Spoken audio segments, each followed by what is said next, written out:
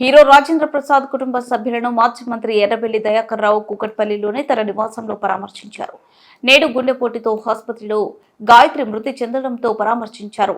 చంద్రబాబు హయాంలో తెలుగుదేశం పార్టీలో ఉన్నప్పుడు ఎంతో క్రియాశీలకంగా వీరి కుటుంబం ఉండేదని ఆయన అన్నారు.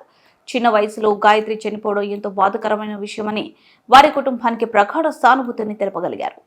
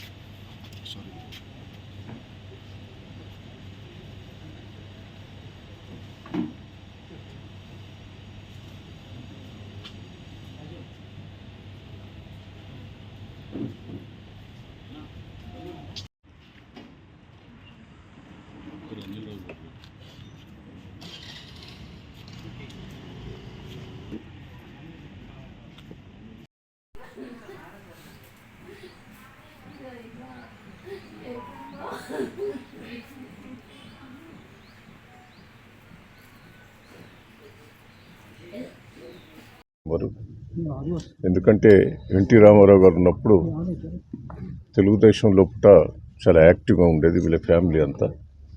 దాంతో నాకు బాగా చనువు. కానీ ఆయనే బోలా మనిషి. ఆయన బిడ్డ పాపం చిన్న ఏజ్లోనే చనిపోయింది.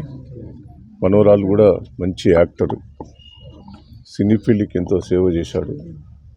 ఎవరికైనా ఏదైనా కష్టం వచ్చినా నేనుండి ఉన్నా అనే ధోరణి రాజేంద్ర ప్రసాద్ గుణం. వారి కుటుంబంలో అమ్మాయి చనిపోవటం చాలా బాధాకరం.